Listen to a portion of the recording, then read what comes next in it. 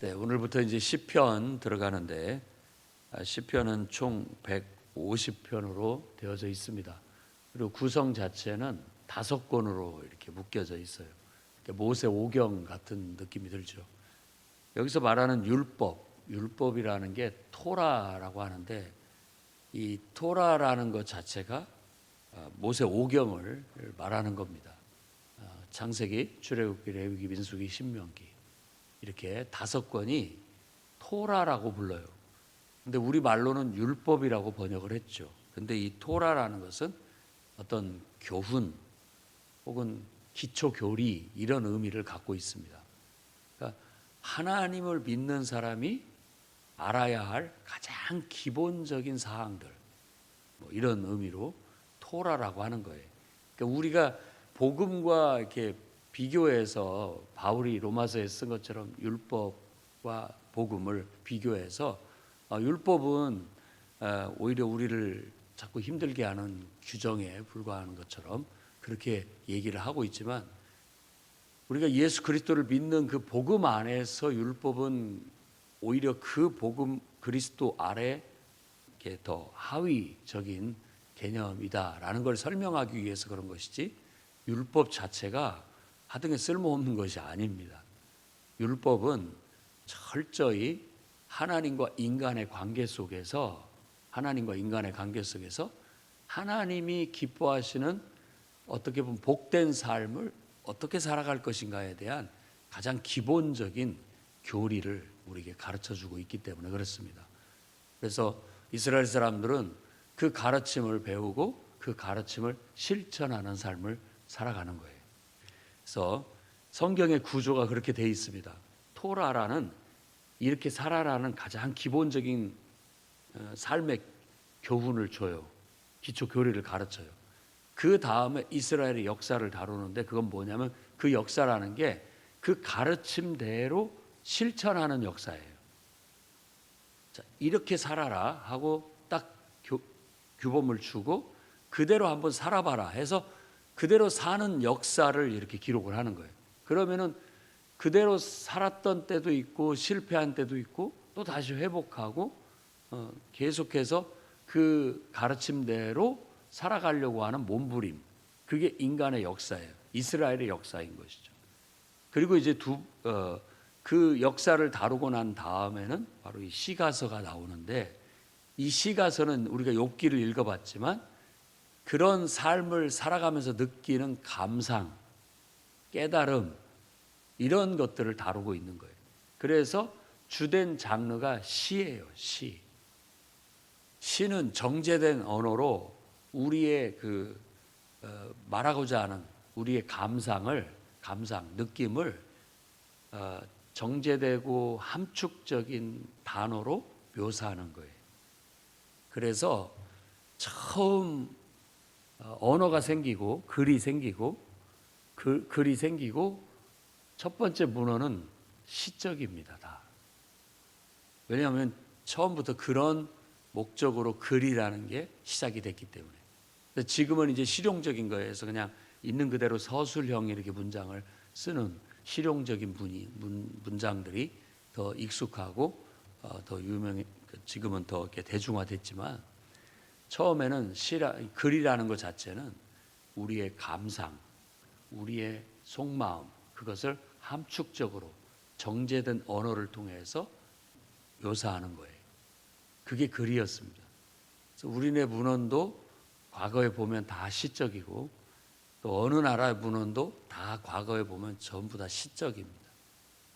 그래서 일단 하나님이 기본적으로 하나님과 인간의 관계 속에서 하나님을 섬기는 사람은 이렇게 살아야 된다라는 토라, 그리고 그것을 실제 가나안이라는 터전을 중심으로 해서, 가나안이라는 땅을 중심으로 해서 해봐라.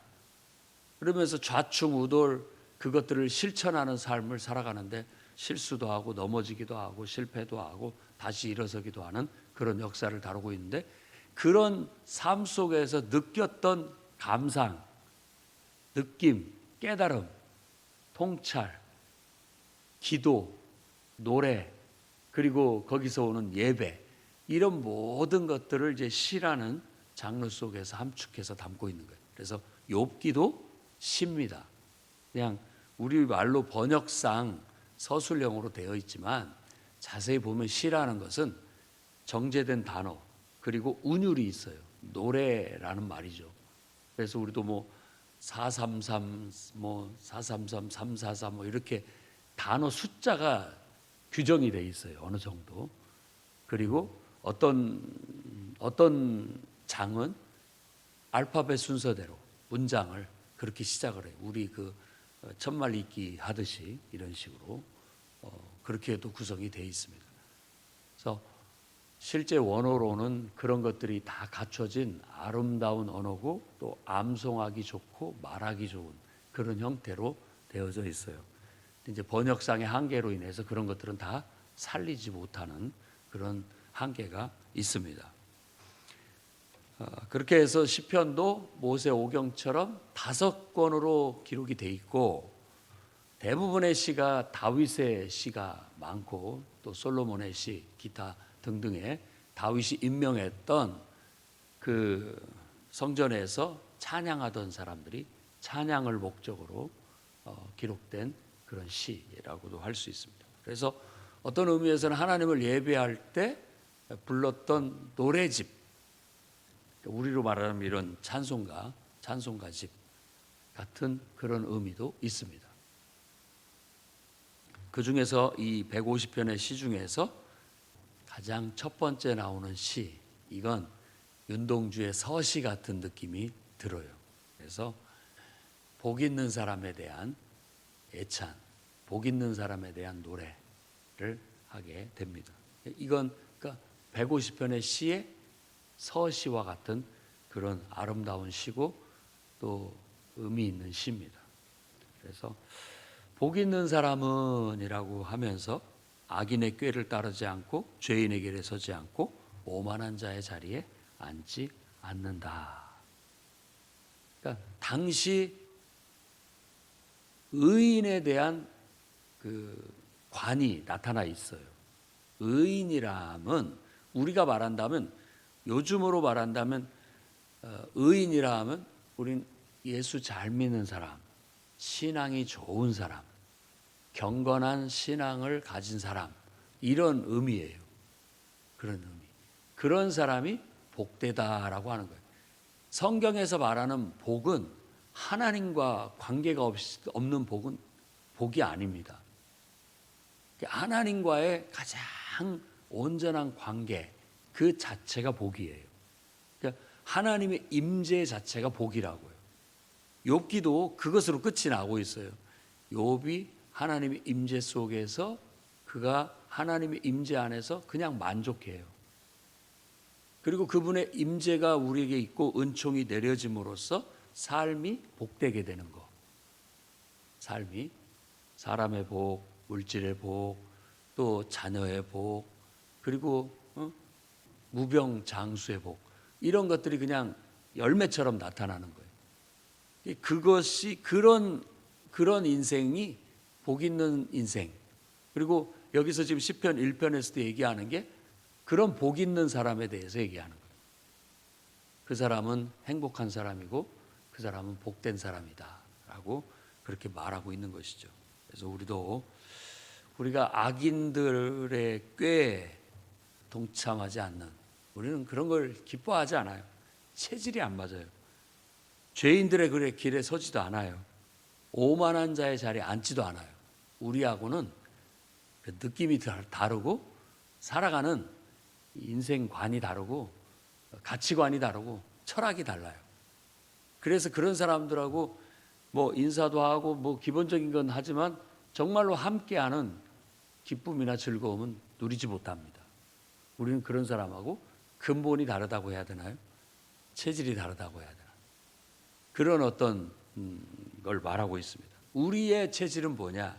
2절 말씀에 오직 여호와의 율법을 즐거워하여 그 율법을 주야로 묵상하는 자로다. 그 율법을 주야로 묵상한다라는 말은 이 묵상이라는 그 단어가 가지고 있는 뜻은 뭐냐면 작은 소리로 읊조린다 이거예요. 옛날 우리네 조상들이 이렇게 한자를 소리내서 이렇게 낭독하면서 읽잖아요. 공자왈 맹자왈 하면서 이렇게 그런 식으로 하나님의 말씀을 이렇게 읊조리는 그런 걸 말하는 거예요. 그래서 여러분들도 아마 성경책을 이렇게 앞에 펼쳐놓고 소리를 내서 이렇게 낭낭한 목소리로 마치 아나운서처럼 이렇게 읽으면 좋습니다. 원래 성경은 이렇게 말하는 투로 돼 있어요. 암송하기 좋고 말하는 투. 그래서 그 말하기 좋게 운율도 단어도 똑똑 떨어지게 그렇게 기록이 돼 있어요. 그러니까 우리가 이 성경을 제대로 사용을 한다는 것은 그냥 눈으로만 읽는 게 아니라 소리내서 읽는 거. 그래서 그 말이 내 입에 붙고 내 마음 속에 들어가서 그것이 내 생각이 되고 그것이 내 가치관이 되고 그것이 내 삶이 되는 거예요. 여기서 묵상이라는 말 자체가 어떤 의미에서 이건 그냥 읽는 것만을 말하는 게 아니에요. 그 말씀이 내 속에 마치 음식을 먹어서 우리 몸에 소화를 시키고 그것이 내 몸에 영양소가 돼서 나를 건강하게 만드는 것처럼 이것을 묵상한다라는 것은 그 말씀이 내 속에 들어와서 내 생각이 되고 내 가치관이 되고 그것이 내 행동이 되는 그런 것을 말하는 겁니다. 그런 사람은 그렇게 삶을 하나님의 그 율법, 여호와의 율법을 따라서 그 율법을 즐거워하면서 그 율법을 기뻐하면서 그 율법을 가지고서 묵상하고 그 묵상한 것들을 내 삶에 적용하고 실천하는 그런 삶을 살아가는 습성을 가진 사람들, 이런 사람들이 복된 사람이다. 이런 사람들이 의인이다 라고 말하고 있고, 그런 사람들의 길은 의인의 길이라고 명명을 하면서 시냇가에 심은 나무 같다. 그래서 철을 따라 열매를 맺는다 라고 그렇게 얘기합니다. 그 말은 나무가 늘 싱싱하고 푸르르고 때에 맞게 열매도 맺어서 맺는 것처럼 우리네 인생도 그렇게 푸릇푸릇하고 늘 생기발랄하고 열매를 많이 풍성히 맺고 그렇게 형통한다. 그래서 하는 모든 일이 형통한다. 이렇게 연결하고 있습니다. 의인, 하나님 말씀을 묵상, 그리고 그의 삶은 하는 모든 일이 형통한다라고 그렇게 연결을 시키고 있는 거예요. 그래서 이런 것들이 예찬이죠. 우리가 신앙을 가지고 신앙생활을 이렇게 잘 한다면 우리 하는 모든 일들이 하나님의 은총 속에서 형통하는 거예요. 나무가 수액을 빨아먹고 살듯이 우리는 하나님의 은총을 받아 살아가는 겁니다. 그 매개가 바로 여기서는 율법이라고 말하고 있는 거예요. 그러면 이제는 로마서에 바울이 말한 것처럼 이제는 율법이 매개가 아니다. 이제는 그 율법이 말하고 있고 묘사하고 있는 실체가 나타났으니 그가 바로 성육신하신 하나님 예수 그리스도다. 그래서 이제는 율법이 매개가 아니라 이제는 정말 성육신한 하나님, 우리를 구원하러 인간이 돼서 이 땅에 오신, 나를 사랑하셔서 육신이 되어 이 땅에 오시고 나를 너무나 사랑해서 나를 위해 대신 십자가에 죽으신, 그리고 너무나 우리를 사랑해서 우리에게 신의 생명인 부활의 생명을 주시기로 약속하신 그분, 이제는 그분을 율법을 뛰어넘어 그분을 매개로 해서 그분과의 관계를 갖고 그분과 동행하고 그분의 인도함을 받아 살아가는 새로운 삶의 가르침, 그게 바로 예수 그리스도의 복음입니다. 그래서 율법을 그 밑으로 두는 것이지 율법 자체는 이스라엘 백성들이 하나님을 예배하고 섬기는 매개였습니다.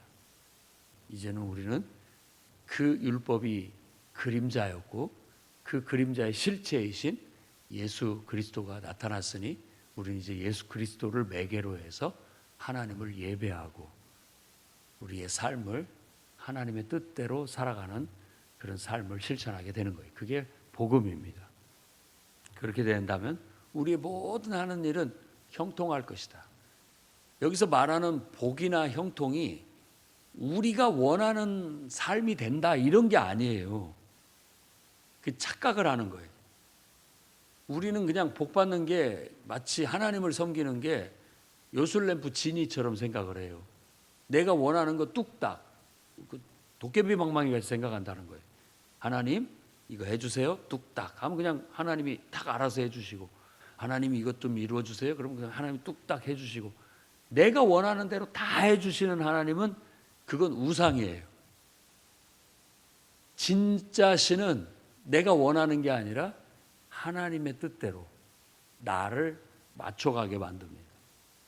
너 그걸 원하지만 그게 아니야. 그게 아니야. 내가 원하는 방향으로, 하나님이 원하는 방향으로 바꾸는 거예요. 그러니까 이방신에 익숙한 사람들은 하나님 섬기기가 쉽지 않은 거예요. 하나님 불편한데요. 왜 자꾸 제가 원하는 대로 안 해주시고 자꾸 그걸 커트하시고 왜 하나님이 원하는 대로 하시는 거예요. 그걸 싫어하는 거예요. 근데 그건 인간의 교만이라고 말하고 있고, 또 인간이 내가 원하는 거, 내가 좋아하는 거, 내가 좋은 거, 그것이 꼭 의가 아니에요. 하나님이 우리보다 훨씬 더 지혜롭고 훨씬 더 뛰어나고 훨씬 더 능력 있는 분이기 때문에 내 생각은 이렇습니다마는 하나님의 뜻대로 하여 주십시오. 이렇게 겸손히 나아가는 게 신앙이에요. 그리고 그런 사람이 하나님의 말씀을 묵상하는 사람이에요. 묵상하는 사람. 그래서 말씀을 묵상하는 것은 항상 은혜는 위로부터 우리에게 임하는 것이지, 내가 하나님의 뜻을 바꿔버리고 내가 하나님이 하시는 일을 좌지우지하고 이런 게 아닌 거예요. 그러면 내가 하나님이 돼버리고 하나님이 내 종이 되는 거예요. 그건 완전히 우상신 섬기듯이 하나님을 섬기는 것입니다. 여러분들도 그런 깨우침이 있어야 되고, 여러분의 신앙이 욥기를 통해서 한 단계 업그레이드 돼야 돼요. 신앙이 뭐냐, 인생이 뭐냐, 우리가 원하는 방향, 우리가 원하는 거 얻는 게 아니라는 거, 다 하나님께로부터 말미암아 되어지는 것이라는 거. 그래서 그런 것을 형통이라고 말하고 있다는 걸 아셔야 됩니다. 그래서 하나님이 내 안에 뜻을 두시고 나를 통해서 하나님의 뜻이 이루어지는 것, 그게 형통이에요. 그걸 형통이라고 하는 겁니다. 우리를 창조하신 목적이 하나님의 찬송이 되기 위한 거예요. 그러니까 하나님은 우리 안에 하나님의 형상을 두시고 하나님의 임재를 두시고 하나님이 우리를 통해서 하나님의 뜻과 역사를 이루는 거예요. 그러니까 우리가 어떻게 보면 하나님에 의해서 쓰임 받는다라고 말하는데, 그렇게 하나님의 뜻을 함께 이루는 동역자, 하나님과 함께 동행하는 것, 그것이 인간에게는 최고의 영광이고 최고의 축복이다라고 말할 수 있다라는 거예요. 그런데 그렇게 살아가는 의인이 있는가 하면 하나님의 뜻을 구하지도 않고 거스리고 자기 하고 싶은 대로, 자기 좋은 대로 살아가는 사람을 악인이라고 여기서는 묘사하고 있습니다. 그러니까 이게 의인과 악인의 구분이 그런 기준으로 된다는 거 아셔야 되겠고, 형통과 멸망은 또 그런 기준에서 말하고 있다라는 걸 우리가 기억해야 됩니다. 그래서 악인들의 삶, 꼭 그 사람들이 막 나쁘고 흉악한 살인을 저지르고 못된 짓을 하는 그런 것이라기보다도 하나님의 뜻을 구하지 않고 자기 멋대로, 자기 하고 싶은 대로 하는 사람을 악인이라고 말하고 있다는 거예요. 그게 악인의 길이에요. 그러니까 우리는 그렇게 살다가 이제는 그렇게 살아봤더니 우리의 인생이 별 의미도 없고 가치도 없고 그런 삶에 지쳐서 실패하고 지쳐서 이제는 누가 좀 내 인생을 좀 구원해 줬으면 하는 그런 바람 속에서 우리가 하나님을 만나고 그분을 나의 구원자로 인정을 하고 그분께 내 인생을 의탁한 거예요. 맡겼어요. 양도했어요. 당신이 내 인생의 목자가 돼 주셔서 내 인생을 이끌어 주세요. 이제는 내가 당신의 뜻과 당신의 말씀을 묵상하면서 그 뜻대로 내가 살아가겠습니다 하는 게 회개고 구원이에요. 그렇게 됨으로써 우리는 의인이 되는 것이죠. 악인의 길은 자기 마음대로 한다라는 것이 좋아 보이지만 결국 여기에서 말하는 묘사는 뭐냐면 바람에 나는 겨와 같다라고 묘사합니다. 충실하게 열매를 맺는 나무와 바람에 나는 껍데기 인생을 사는 거예요. 그 말은 가치가 없다, 의미가 없다 이런 뜻이에요. 똑같이 인생을 사는 것 같이 보이거든요. 우리가 볼 때는 우리가 하나님의 뜻대로 사는 것과 어떤 사람이 자기 하고 싶은 대로 사는 것이 겉으로 보면 크게 많이 차이나 보이지는 않습니다. 그러나 우리는 알죠. 분명히 생각이 다르고 가치관이 다르고 삶의 습관이 달라요. 그걸 알고 있습니다. 그런데 우리가 살아가는 정말 하나님의 뜻을 묵상하고 하나님 말씀을 묵상하고 그 뜻대로 우리가 살아가는 거하고 내가 하고 싶은 대로 살아가는 거하고는 천지 차이라는 거. 우리가 하고 싶은 대로 하면 우리 마음이 더 좋을 것 같지만 묘하게 우리 마음은 공허해지고 허무해지고 나아갑니다. 이제 뒤에 나올 거예요. 전도서에서 말하는 것처럼 헛되고 헛되니 헛되고 헛되도다. 그냥 허망해요. 의미도 없고 가치도 없고 바람에 나는 겨와 같아요. 우리는 그런 인생을 살다가 이제 하나님을 찾고 비로소 내 삶의 의미와 가치를 추구하게 됐고 내가 살아가는 삶은 사명의 삶이에요. 하나님께서 뜻이 있어서 나를 이 땅에 보냈고 그 뜻을 이루기까지 내가 이 땅에 사는 거예요. 하루도 무의미한 날이 없습니다. 그런 삶이 의인의 길이라는 거. 결국 악인은 자기가 하고 싶은 대로 하나님과 무관하게 살아가는 자는 심판을 받게 될 것이고 의인의 모임에 들지 못할 것이다. 구원받은 무리 속에 함께 참여하지 못한다라는 거예요. 그래서 의인과 악인이 이렇게 혁혁히 구분이 되지고 결국 하나님의 심판을 받고 악인들은 무가치한 대접을 받게 될 것이고 의인들은 가치 있고 의미 있는 대접을 받게 될 것이다 라는 것을 의인의 모임에 그들은 들지 못할 것이다 라는 말로 얘기하고 있습니다. 그리고 의인의 길은 여호와께서 인정하시지만 악인의 길은 망하리로다. 망할 것이다. 그것은 의미 없고 가치 없는 쓰레기 취급을 받는다라는 거예요. 그래서 결국 그 지옥불이라는 것도 어떻게 보면 쓰레기 소각장 같은 느낌을 주고도 있습니다. 우리 인생을 하나님께서 이 땅에 이렇게 허락하시고 보내신 데에는 다 뜻이 있어요. 우리가 그 뜻을 묵상하고 그 뜻을 하나님과 함께 더불어서 동행하면서 이루어내는 게 우리의 본분이에요. 우리는 이제 그 자리로 돌아온 거예요. 그래서 그렇게 삶을 살아가는 거예요. 근데 그렇게 사는 삶이 얼마나 행복하냐, 얼마나 이게 감사하냐, 이게 얼마나 기쁘냐라고 노래하고 있는 거예요. 그런 노래를 저와 여러분이 함께 부르면서 그런 삶을 살아가시기를 주의 이름으로 축원합니다. 기도하겠습니다. 거룩하신 주님, 오늘도 하나님 앞에 나와 예배하고 찬송하고 기도하고 하나님 말씀을 묵상할 수 있는 은혜를 주셔서 감사합니다. 겸손히 하나님을 기뻐하며 하나님 안에서 행복해하고 하나님 안에서 만족해하고 하나님 안에서 힘있고 능력 있는 그런 삶을 살아 하나님의 뜻을 다 이루어낼 수 있도록 축복하여 주시옵소서. 모든 성도들이 오늘 기도하는 모든 성도들이 시냇가에 심은 나무처럼 하는 모든 일이 형통하게 해 주시옵소서. 예수님 이름으로 기도드립니다.